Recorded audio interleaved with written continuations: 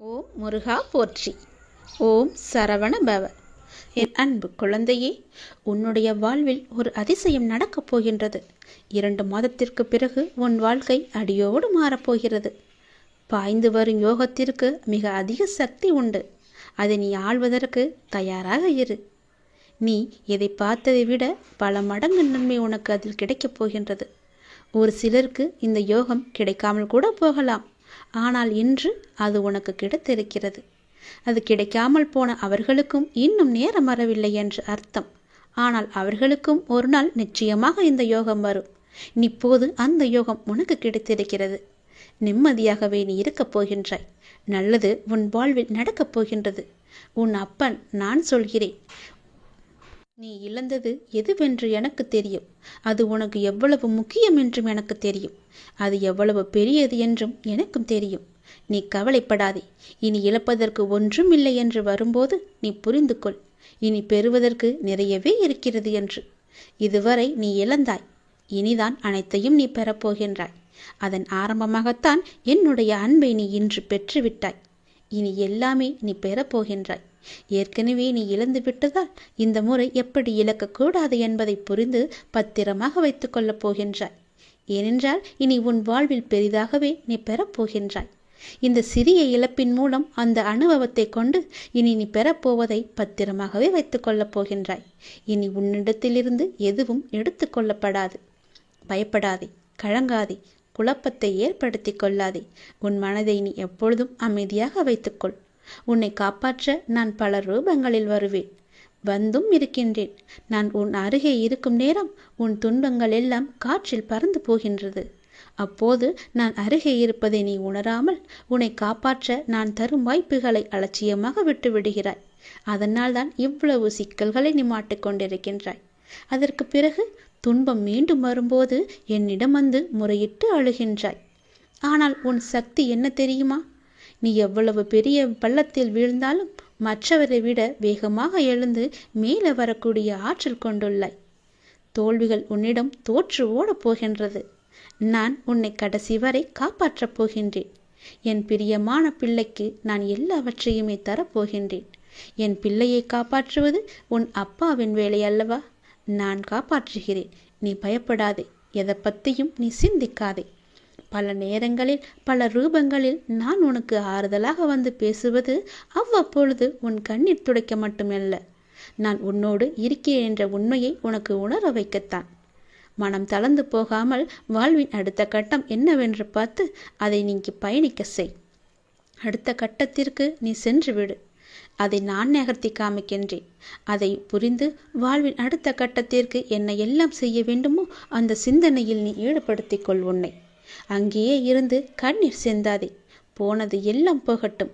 போனது திரும்பி வரவா போகிறது? அதை பல வடிவங்களில் நான் உனக்கு திருப்பி தருகிறேன். வேறொரு ரூபத்தில் அது உன்னை வந்து சேரும்படி நான் அமைத்து காமிக்கின்றேன். நீ முயன்று பார். உன்னால் முடியும். நிச்சயம் உன்னால் மட்டுமே முடியும். உனக்கு நான் துணை இருப்பேன். நான் உன்னை உயர்த்தி அழகு பார்க்க போகின்றேன். உன் வாழ்வில் இல்லை என்ற சொல்லை இல்லாதாக்கி உன்னுடைய வாழ்க்கையை உயர்த்தி பார்க்க போகின்றேன். நீ செம்மையாக செழுமையாக வாழ்வதை பார்த்து நான் ஆனந்த கண்ணீர் வடிக்கப் போகின்றேன். உன் முகத்தில் நான் சிரிப்பை பார்க்க நான் ஏங்குகின்றேன். நீ சந்தோஷமாகவே இருக்கப் போகின்றாய். எல்லா நாளும் இனி உனக்கு நல்ல நாளாக அமைவதற்கே நான் உன்னை இப்பொழுது ஆசீர்வதிக்கின்றேன். நான் உன்னை உயர்த்தும் காலம் வெகு தூரம் இல்லை. நீ நல்ல நிலைக்கு வரப்போகின்றாய். நல்ல நிலைக்கு நான் உன்னை உயர்த்தி காமிக்கின்றேன். உன் எண்ணங்களும் செயல்களும் உனக்கு மிகவே நன்மையாக அளிக்கும். பல லட்சங்கள் உன் இல்லத்தில் தங்கப் போகிறது. நீ கேட்டது போலவே உன்னுடைய கடன் பிரச்சனை எல்லாமே தீரப்போகின்றது. புது வருடத்தில் நீ தொட்டது எல்லாமே துலங்கப் போகிறது. உன் இல்லத்தில் பணம் நிரம்பி வழியப் போகின்றது. அனைவருக்கும் எடுத்துக்காட்டாக நீ வாழ்வாங்கு வாழப் போகின்றாய். இது நான் உனக்கு அளிக்கும் வாக்கு. என்னுடைய வாக்கு பொய்யாகாது தங்கமி. நீ ஜெயிப்பதற்கு இன்னும் கொஞ்சம் நாட்கள் தான் இருக்கிறது. அதற்குள்ளே அவசரப்பட்டு உன் கண்ணீரை நீ வீணடித்து கொண்டிருக்கின்றாய். தேவையில்லாமல் கவலைப்பட்டு கொண்டு உன் மனதை நீயே குழப்பிக் கொண்டிருக்கின்றாய். உன் உடமையும் சேர்த்து நீ வீணடித்து கொண்டிருக்கின்றாய். நீ நிம்மதியாக சிரிக்கும் காலம் வெகு தூரம் இல்லை தங்கமி. நீ ஜெயிக்கப் போகின்றாய். அது தெரியாமல் நீ கவலைப்பட்டு கொண்டிருக்கின்றாய். நீ நம்பிக்கையோடு இரு, கண்டிப்பாகவே அது நடக்கும். இது என் மீது சத்தியம். நான் இருக்கிறேன் உனக்கு. நீ மிக ஆசையாக சென்ற வருடம் என்னிடம் கேட்டது, நீ விரும்பி கேட்ட ஒன்று உனக்கு கிடைக்காமல் தாமதமாகிக் கொண்டே போனதல்லவா? அது கண்டிப்பாக இந்த 2024ஆம் ஆண்டில் உனக்கு நிச்சயம் கிடைக்கும். நான் உன் மனதில் இதை பதித்து விட்டேன். என்னுடைய ஏட்டிலும் நான் எழுதி வைத்து விட்டேன். இந்த வருடத்தில் அது உனக்கு கிடைக்க வேண்டுமென்று அதில் எழுதியிருக்கின்றது. நீ என்னிடம் எதை கேட்டு வந்தாயோ, எந்த கேள்வியுடன், உன் மனதில் ஒரு கேள்வியுடன் என்னிடம் வந்திருக்கின்றாய். வரும் தைப்பூசத்திற்குள் அது கண்டிப்பாகவே உனக்கு சம்பந்தமான ஒரு நல்ல செய்தி உன்னை வந்து சேரும். அது நிச்சயம் நடக்கும். உன்னுடைய மன வருத்தம் மாறும். சில அற்புத நிகழ்வுகள் அடுத்தடுத்து உன் வாழ்வில் நடக்கப் போகிறது. நான் உன்னை ஒருபோதும் கைவிட மாட்டேன். நீ கேட்டவற்றை உனக்கு நான் கிடைக்கச் செய்வேன். நன்மையும் தீமையும் மாறி மாறி வருவதுதான் வாழ்க்கை என்று நீ அனுபவித்து விட்டாய். என்னை வணங்கும் உனக்கு தீமையின் தாக்கத்தை குறைத்து நன்மைகள் அதிகம் நடக்கும்படியாக உன் வாழ்வை இப்போதே நான் நடத்தி காமிக்கின்றேன். வாழ்வில் நான் நல்ல மாற்றங்களை எல்லாம் கொடுத்து வந்து விட்டேன். இனி உன்னை நினைத்து பார்க்க முடியாத அளவுக்கு பல பல அற்புதமான மாற்றங்கள் எல்லாம் உன்னுடைய வாழ்க்கையில் நடக்கப் போகிறது. அது நல்ல மாற்றங்களாக நடந்து நீ மகிழ்ச்சியாக இருக்க வேண்டி என்ன நிகழ்வுகள் நடக்க வேண்டுமோ அதுவே உன் வாழ்வில் இப்பொழுது நடக்கும். எல்லாம் நன்மைக்கு. உனக்கே தெரியாமல் செய்த ஒரு சின்ன விஷயத்தால் உன் இல்லத்தில் இப்பொழுது பல லட்சங்கள் தங்கப் போகின்றது. உனக்கு நன்மை அளிக்கப் போகின்றது. நீ கேட்டதை அது கொடுக்கப் போகின்றது. தெரிந்தோ தெரியாமலோ செய்த ஒரு நன்மைக்கு இத்தனை பலன்கள் உனக்கு கிடைக்கப் போகின்றது. தெரிந்து செய்தால் எத்தனை பலன்கள் கிடைக்கும். தைரியமாக செய். இல்லை என்ற சொல்லை இல்லாதாக்கி உனக்கு எல்லாவற்றையும் தந்து நான் உன்னை காத்து அருள்கிறேன். நல்லது நடக்கும். ஓம் சரவண பவ என்ற மந்திரத்திற்கு அவ்வளவு ஒரு மகிமை இருக்கிறது. தினந்தோறும் ஓம் சரவண பவ என்ற ஒரு மந்திரத்தை மட்டும் சொல்லி நம்முடைய செயலை தொடங்கினால் நிச்சயம் வெற்றியிலேயே அது முடியும். இந்த சரவணன் உனக்காக ஒரு வாக்கு சொல்ல வந்திருக்கிறேன். உன் நல்ல மனதுக்கு ஒரு நல்ல விஷயம் கண்டிப்பாகவே நடக்கப் போகின்றது. நீ என் மேல் கொண்ட பக்திக்கும் நம்பிக்கைக்கும் பலனாக உன் வாழ்வில் ஒரு நல்ல விஷயம் நடக்கப் போகின்றது. கடந்த மாதத்தில் பின்தங்கி இருந்த உன் வாழ்க்கை இப்போது முன்னேற்றம் பெறப்போகிறது. காத்திருப்புக்கு கைமேல் பலன் கிடைக்கப் போகின்றது. இன்றிலிருந்து ஒரு மாதத்திற்குள் நல்ல மகிழ்ச்சியான நிகழ்வுகள் உன் வாழ்வில் நிகழும். நேர்மறை எண்ணத்தோடு உன் வாழ்வை நடத்து. நடக்க வேண்டிய நிகழ்வுகள் எல்லாம் தானாக உனக்கு நடக்கும். தடைகள் எல்லாம் அகலும். உன் வாழ்வில் பல நல்ல நல்ல வழிகள் எல்லாம் பிறக்கும். உனக்கு இந்த காலகட்டத்தில் உனக்கு தேவையான சக்திகள் எல்லாம் கிடைக்கும். என் மூலம் நீ எல்லாவற்றையும் சரி செய்ய போகின்றாய். உனக்கு பிரச்சனையாக இருந்தவைகள் ஒவ்வொன்றாக சரியாக போகின்றது. என் நாமத்தை தொடர்ந்து உச்சரித்து கொண்டிரு. நீ வேண்டியபடி உனக்காக சில பிரச்சனைகளை சரி செய்து வைத்திருக்கின்றேன். நேர்மறை எண்ணங்களோடு முயன்று நீ அனைத்தையும் சரி செய்து உன் மதிப்பை நீ உயர்த்தப் போகின்றாய். இழந்த உன் மதிப்பை மீண்டும் பெறப்போகின்றாய். என்னுடைய துணை உனக்கு உண்டு. அதை நீ மறந்து விடாதே. நீ மீண்டு எழும் நாள் அற்புதமான காலமாக இருக்கப் போகிறது. நீ என்னுடைய பிள்ளையாக தினம்தோறும் நடந்து கொண்டு வந்திருக்கிறாய். அமைதியாக பொறுமையாய் இருக்கின்றாய். ஆனாலும் சிலர் உன் பொறுமையை சோதிக்கும் வகையில் நடக்கின்றார்கள். உன் நல்ல குணம் இன்னும் அவர்கள் புரிந்து கொள்ளாமல் உன்னையே குற்றம் கூறுகிறார்கள். ஆனால் நீ கவலைப்படாதே. உண்மைதான் வெல்லும் என்பதை நீ மறந்து விடாதே. அந்த உண்மையான பிள்ளையாக நீதான் இருக்கின்றாய். நீதான் வெல்லப் போகின்றாய் என்பதை உணராமல் அவர்கள் உன்னிடம் மோதல் போக்கை கடைப்பிடிக்கின்றார்கள். ஆனால் நான் உன் பக்கம்தான் இருக்கின்றேன். பொறுமையை தொடர்ந்தால் உனக்கான பரிசு ஒன்று உன்னை தேடி வந்து சேரும். என் பிள்ளையாக நீ எப்பொழுதும் தொடர்ந்து கொண்டே இருப்பாய். நல்ல குணங்களை நீ பெற்றுக்கொண்டே இருப்பாய். நல்ல குணங்கள் உன்னை நன்றாகவே வாழ வைக்கப் போகிறது. எப்போதும் உனக்கு துணையாக இந்த நான் இருக்கும்போது, உன்னுடைய அப்பா நான் இருக்கும்போது எதை பற்றியும் சிந்திக்காதே. எப்பொழுதும் என்னுடைய நாமத்தை மட்டும் நீ சொல்லிக் கொண்டே இரு. என்னுடைய நாமத்திற்கு அதீத சக்தி இருக்கு என்பதை நீ அப்போதுதான் உணர்வாய். நீ எப்போது என் காலடி எடுத்து என் ஆலயத்தில் வைத்தாயோ அந்த நொடி முதலே உனக்கானது எல்லாவற்றையும் செய்ய நான் தொடங்கிவிட்டேன். இனி கவலை என்பது உனக்கு இருக்கவே இருக்காது. எல்லாமே நல்லதாகவே நடக்கும். இறைவன் சில நேரம் உன்னை தனிமைப்படுத்துவதற்கு காரணம் நீ உன்னையும் உன்னை சுற்றியுள்ள துரோகிகளையும் நீ அடையாளம் காணத்தான் என்பதை புரிந்து கொள். இது உனக்கான நேரம். நீ வாழ்வில் முன்னேற வேண்டிய நேரம். உன் தடைகள் எல்லாம் தடைப்பட்டு உனக்கு வெற்றி மட்டுமே கிடைக்கப் போகின்ற நேரம். இது உனக்காக எழுதி வைத்த நேரம். நிச்சயமாக உனக்கு என்னுடைய பரிசு கண்டிப்பாகவே கிடைக்கும். அந்த பரிசை பெற்றுக்கொண்டு உன் வாழ்வை நீ செம்மையாக பயன்படுத்தி வா. அது உன் வாழ்க்கையில் பெரிய ஒரு மாற்றத்தை கொண்டு வரும். என் நாமத்தை உடனே சொல்லிவிடு. மெல்ல மெல்ல உனது துன்பங்கள் எல்லாமே முடிவுக்கு வரும்.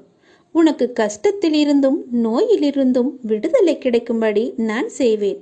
உன்னுடைய கடன் பிரச்சனை எல்லாமே தீரப்போகிறது. நீ எதிர்பார்த்தபடியே உனக்கு பண வரவு இறக்கப் போகிறது. நீ வேண்டியபடியே, நீ கேட்டபடியே அந்த பணத்தை நான் உனக்கு தரப்போகிறேன். நீ இப்போது பணம் இல்லாமல் தவித்து கொண்டிருக்கிறாய். உன் பண பிரச்சனையை தீர்ப்பதற்காகத்தான் நான் ஒருவரை அனுப்பியிருக்கிறேன். அவர் மூலம்தான் உனக்கு பணம் கிடைக்கப் போகிறது. யாரென்று அடையாளம் அறிந்து கொள், தெரிந்து கொள். வருவது நானாக கூட இருக்கலாம். இன்றைய காலகட்டத்தில், இந்த நிலையில், இன்றைய சூழலில் உனக்கு பணம் பெரிய ஒரு கஷ்டமாகவே இருக்கிறது. அந்த பண பிரச்சனை எல்லாமே தீரும் வகையில் நான் உனக்கு ஒரு வழியை ஏற்படுத்தியிருக்கிறேன். அந்த வழி சிறப்பானதாக இருக்கும். அதிலிருந்தே உன்னுடைய பண கஷ்டங்கள் எல்லாமே தீர்ந்துவிடும். அதிலிருந்துதான் உனக்கு நிரந்தர வருமானமும் கிடைக்கும்.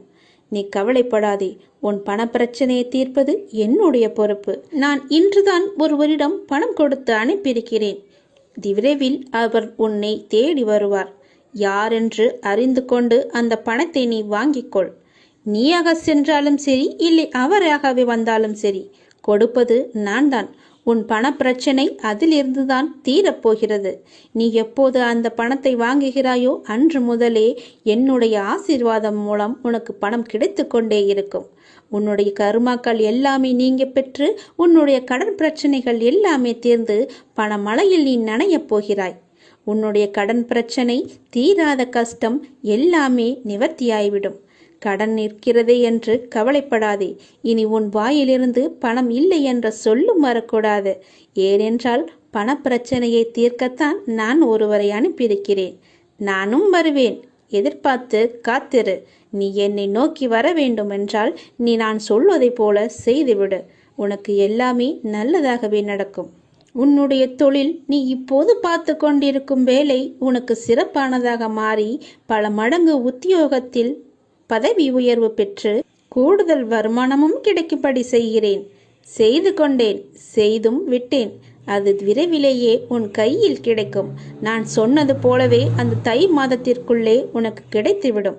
தை 1ஆம் தேதிக்குள் அதற்கான நல்ல செய்தியும் உன் காதுகளில் விழும். உன் பணப்பிரச்சனை முற்றிலுமாக நீங்கிவிடும். எனக்கு பண கஷ்டம் இருக்கிறது என்ற வார்த்தையை இனி உன் வாயில் இருந்து வராது. உனக்கு நல்லதாகவே நடக்கும். நல்லது மட்டுமே நடக்கும், உன் அப்பாவின் துணையோடு. உன்னுடைய பாரம் மிக கடுமையாகவும் வேதனைகளை தாங்க முடியாததாகவும் வாழ்க்கை நெருக்கடி நிறைந்ததாகவும் இருப்பதை பார்த்து நான் சஞ்சலப்படுகிறேன். என் மனம் சஞ்சலப்பட்டு கொண்டிருக்கிறது. யார் இந்த இக்கட்டான நேரத்தில் உதவுவார் என்று எல்லா இடத்திலும் உனது கையை விரித்து நீ கலக்கம் கொண்டிருக்கிறாய். துக்கமும் துயரமும் இப்போது உன்னை அழுத்தி கொண்டிருக்கிறது.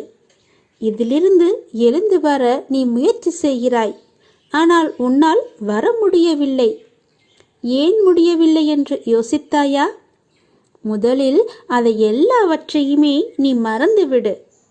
நான் இப்படி இல்லை என்று மறந்துவிடு. நான் இப்படிதான் என்று நினைத்தால் நீ அப்படியே உட்கார்ந்து விடுவாய். என்னால் முடியும் என்று எழுந்து வா. முதலில் உன் முகத்தில் சிரிப்பை கொண்டு வா. அந்த சிரிப்பு இல்லாததுதான் இதற்கு எல்லாமே காரணம். எதையோ மனதில் போட்டுக்கொண்டு அழுது புலம்பி தவித்து கொண்டிருக்கிறாய். யாரிடம் போய் சொல்வது, யாரிடம் சொன்னால் எனக்கு தீர்வு கிடைக்கும் என்று அழுது கொண்டிருக்கிறாய். தங்கமி, முதலில் அதிலிருந்து வெளியே வந்துவிடு. உன் முகத்தை எப்பொழுதும் புத்துணர்ச்சியுடன் வைத்துக்கொள். உனக்கு ஒன்றுமே இல்லாதது போல, அதாவது எனக்கு எந்த துன்பமும் இல்லை, துயரமும் இல்லை, எந்த ஒரு பிரச்சனையும் இல்லை என்பது போல எப்பொழுதுமே உன் மனதை நீ புத்துணர்ச்சியோடு வைத்துக்கொள். உன் மனம் புத்துணர்ச்சியாக இருந்தால் உன் முகமும் புத்துணர்ச்சியாக கலையாக இருக்கும். அது இல்லாததுதான் இப்போதைய காரணம். உன் முகத்தை நீ நேரடியாக சென்று கண்ணாடியில் பார், எப்படி இருக்கிறது என்று. எவ்வளவு சோர்வாக, எவ்வளவு கவலையாக இருக்கிறது என்று. எல்லாவற்றையுமே மறந்துவிடு. எனக்கு தான் என் அப்பன் இருக்கிறானே என்று தைரியமாக எல்லாவற்றையுமே மறந்து முதல் அடியை எடுத்து வை. உன் மனதை மகிழ்ச்சியாக வைத்துக்கொள். என்னை நம்பி என் ஆலயத்திற்கு நீ வா. நீ வளமுடன் வாழ்வாய், எந்த குறையும் இல்லாமல் வாழ்வாய்.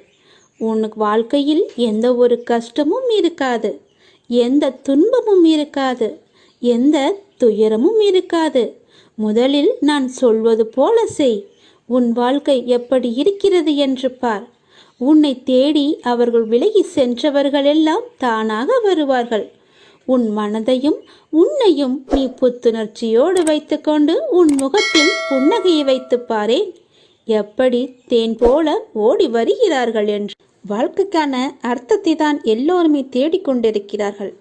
ஆனால் எப்படி வாழ்வதற்கான அர்த்தங்களை யாருமே தேடுவதில்லை. அதை தேடியிருந்தால் வாழ்க்கையை நிம்மதியாக வாழ்ந்திருக்கலாம். ஏன் அவ்வாறு செய்ய மறுக்கிறார்கள் என்று தெரியவில்லை. எத்தனையோ முறை சொல்லியாய்விட்டது. வாழ்க்கையில் எதுவுமே காரணங்கள் இல்லாமல் நடக்காது. எல்லாவற்றிற்குமே பின்னால் நிச்சயமாக ஒரு காரணம் இருக்கும். இப்போது இந்த பதிவை நீ கேட்பதற்கு கூட ஒரு காரணம் நிச்சயமாக இருக்கும். அது அந்த இறைவனுக்கு மட்டும்தான் தெரியும் என்று நீ நினைக்க வேண்டும், நம்ப வேண்டும். உன்னுடைய வாழ்க்கையின் பாதையின் அழகை சொல்ல உனக்கு வார்த்தைகளே இருக்காது. உன்னுடைய வார்த்தைகளை நீயே தேடிக்கொண்டிருப்பாய். அவ்வளவு அழகானதாக உன் வாழ்க்கை மாறப்போகிறது. வாழ்வில் நம்பிக்கை, நிதானம், பொறுமை, சகிப்புத்தன்மை, அறநெறியில் வாழுதல், பிறரிடம் புறம் பேசாமல் இருத்தல், இதை நீ கடைப்பிடித்தாலே உன்னுடைய பாதை சுகமான பயணமாக உன் வாழ்க்கை அமையும். உன் பாதையும் நன்றாகவே இருக்கும். எந்த ஒரு கரடும் முரடும் இல்லாமல் நன்றாகவே இருக்கும். நீ உன் அப்பாவை அழைக்கும் தருவாயில் உன் சத்தம் என்னுடைய மனதிற்குள் இருந்து உனக்கு ஆரம்பிக்கும். கேட்கும் முன்னரே உன் முன் நான் இருப்பேன். ஏனென்றால் என் இதயத்தில் தான் உன்னை சுமந்து கொண்டிருக்கிறேன். இது அப்பாவின் வாக்கு. நீ உன் வாழ்க்கையில் முன்னோக்கி மகிழ்ச்சியாக செல்லும் காலம் வந்து விட்டது. நம்பிக்கையோடு நான் கூறும் வார்த்தைகளை எல்லாமே பின்பற்று. நீ எதையெல்லாம் இழந்தாயோ அதைவிட அதிகமாகவே உன்னை வந்து சேரும். நான் நிச்சயமாகவே நான் சேரும்படி செய்வேன். இது மிகவும் அவசரமான செய்தி. நீ சந்தோஷமான செய்தி. இதை நீ புறக்கணித்து விடாதே. இதற்கும் ஒரு காரணம் இருக்கிறது. சந்தோஷ செய்தி என்கிறீர்களே, அப்படி என்ன சந்தோஷமான செய்தி என்றுதானே நீ கேட்கிறாய்? நீ கேட்டதை, நீ நினைத்ததை நான் தரப்போகிறேன். விரைவாகவே அது உன்னிடம் கிடைக்கும்படி நான் செய்ய போகிறேன். நீ கேட்டது எல்லாமே உனக்கு கிடைக்கும். என்னிடம் வெகு நாட்களாக கேட்டுக்கொண்டிருந்தாய். புத்தாண்டு அன்று என் ஆலயத்திற்கு வந்து என்னிடம் ஒன்று கேட்டாய். அது உனக்கு ஞாபகம் இருக்கிறதா என்று பார். அதைதான் நான் உனக்கு இப்போது தரப்போகிறேன். அதற்கான காலம் கனிந்து விட்டது. காய் கனியாகி பழம் பழுக்கும் நேரம் வந்து விட்டது. அதனால் இப்போது நான் உனக்கு இந்த நல்ல செய்தியை சொல்வதற்காகத்தான் நான் வந்திருக்கிறேன். விரைவாகவே நான் அதை கொடுத்து விடுவேன். வெகு நாட்களெல்லாம் காத்திருக்க வேண்டாம். இன்னும் 2-3 நாட்களிலே அது உனக்கு கிடைக்கும். நல்ல செய்தியை கேட்பாய். நீ வாழ்வோம் வளமுடன். நல்ல வழி பிறக்கும் உங்களுக்கு. சீக்கிரமாகவே உனக்கு நல்ல வழி பிறக்கும். என்னை நீ முழுவதுமாக நம்பு. நீ வருவாய் என்று உனக்காக நான் காத்து கொண்டிருக்கிறேன். விரைவில் ஒரு முடிவுக்கு வரப்போகிறது. எது என்று கேட்கிறாயா? உனது துயரங்கள் எல்லாமே விரைவிலேயே ஒரு முடிவுக்கு வரப்போகிறது. நீ தேவையில்லாமல் உன்னுடைய கண்களை நீ கலங்க வைக்காதே. மகிழ்ச்சியாகவே இரு. எப்போதும் உன்னை நீ மகிழ்ச்சியாகவே வைத்துக்கொள். நான் இருக்கும்போது எதற்காக நீ கலங்க வேண்டும்? என்னை மீறி எதுவும் நடக்கப் போவது இல்லை என்று உனக்கு நன்றாகவே தெரியும். எல்லாவற்றையுமே ஆட்டி வைப்பது நான் தான் என்று தெரியும். அப்படி இருந்தும் வீணான மனக்கவலை உனக்குள்ளே எதற்கு? உன்னை நான் தேர்ந்தெடுத்து நான் வசிக்கும் இடத்திற்கு நான் உன்னை வரவழைத்தேன். ஞாபகம் இருக்கிறதா? எப்படிப்பட்ட சூழ்நிலையில் நீ என்னை வந்து சந்தித்தாய் என்று உனக்கு ஞாபகம் இருக்கிறதா? அதனால் நீ கலங்காதே. என்னுடைய வாக்கு என்றுமே பொய்யாகாது என்பதை நீ நம்ப வேண்டும். எந்த சூழ்நிலையிலும் உன்னை நான் கைவிட மாட்டேன் என்று நீ நம்ப வேண்டும். நம்பிக்கையோடு நீ எப்பொழுதுமே இரு. என் அப்பான் என்னை பார்த்துக்கொள்வார் என்ற நம்பிக்கையோடு இரு. என்னை மீறி எதுவுமே நடக்காது. உனக்கு என்ன வேண்டும் என்று என்னிடம் கேள். உனக்கு வேண்டியது எல்லாவற்றையுமே நானே தருகிறேன். அப்படி இல்லை என்றால் நீயே வேண்டியதை எடுத்துக்கொள். எனது கஜானா வாயிற்கதவு உனக்காகத்தான் திறந்து வைத்திருக்கிறேன். அதில் உனக்கானது நிறையவே இருக்கிறது. அதில் உனக்கு என்ன வேண்டும் என்று நீயே தேடி எடுத்துக்கொள். எது உன்னிடத்தில் சேர வேண்டுமோ அது உன்னிடத்தில் தானாகவே வந்து சேர்ந்துவிடும். அதனால் இது வருமா, கிடைக்குமா, எப்பொழுது கிடைக்கும் என்று நீ ஏங்கி உன்னை நீயே வருத்தி கொள்ளாதே. நிச்சயமாகவே அது உன் கைக்கு கிடைக்கும். நீ அறிந்ததை கொண்டு நீ கடவுளை வழிபடு. உனது உள்ளத்தில் இருந்து நீ வழிபடு. வழிபாட்டிற்கு எந்த ஒரு விதிமுறையுமே இல்லை. உன் தாயை எவ்வாறு உனது சேவைக்கு அழைப்பாயோ அதே அன்பும் இயல்புமே போதுமானது கடவுளை வழிபடுவதற்கு. கடவுளுக்கு என்று தனி ஒரு ரகத்தை நீ தேடாதே. இயல்பாகவே அப்பா என்று என்னை கூப்பிடு. உன் அப்பாவிடத்தில் நீ எவ்வளவு உரிமையாக இருப்பையோ அது போலவே நீ என்னிடத்திலும் உரிமையாக இருக்கலாம். ஏனென்றால் நீ என் பெற்றெடுத்த பிள்ளை. நீ என் பிள்ளை நன்றாக இருக்க வேண்டும். என் பிள்ளை என்னிடத்தில் சகஜமாக பழக வேண்டும் என்றுதான் நான் ஆசைப்படுகிறேன். என்னுடைய ஆசையை நீ நிராசையாக்கி விடாதே. என்னிடத்தில் எல்லா உரிமைகளுமே உனக்கு உண்டு. நீ என் பிள்ளை, நான் உன் அப்பா. என் அன்பு குழந்தையே, எல்லோருடைய வாழ்விலும் மாற்றங்கள் வருகின்றன. சிலருக்கு கொஞ்சம் தாமதமாய் இருக்கலாம். இப்போது உன் வாழ்விலும் நீ எதிர்பார்த்த மாற்றம் வரப்போகிறது. உன்னுடைய பல வேண்டுதலில் உன்னுடைய முதன்மையான வேண்டுதல் விரைவில் நடக்கப் போகிறது. அதற்கு நீ செய்ய வேண்டியது எல்லாம் அந்த விஷயத்தை குறித்து நேர்மறை எண்ணங்களை மனதில் எழுப்ப வேண்டும். அது நடக்கும் என்று நீ நம்ப வேண்டும். உனக்கு அந்த வேண்டிய ஒன்று நிச்சயமாகவே கைகளில் கிடைக்கும். கோவிலில் சாமி முன் இந்த முறைப்படி நீ பிரார்த்தனை செய்து வந்தால் நிச்சயம் நீ நினைத்தது நடக்கும். நமக்கு எப்பொழுது எந்த பிரச்சனை எந்த ரூபத்தில் வந்தாலும் நாம் அந்த பிரச்சனைகளை முடிக்கவும் அதிலிருந்து முழுமையாக விடுபட்டு வெளியே வருவதற்கும் நாம் செய்யும் முதல் காரியம் தெய்வத்திடம் சரணடைந்து பிரார்த்தனை செய்து நம் குறைகளை கூறி வேண்டிய வரங்களை பெற்றுக்கொள்வோம். அது மட்டுமில்லாமல் நமது வாழ்க்கையில் செய்யும் சில சிறிய தவறுகளுக்கும் தெய்வத்திடம் சென்று அதற்கான பரிகாரங்களையும் செய்து புண்ணியத்தை தேடிக்கொள்வோம்.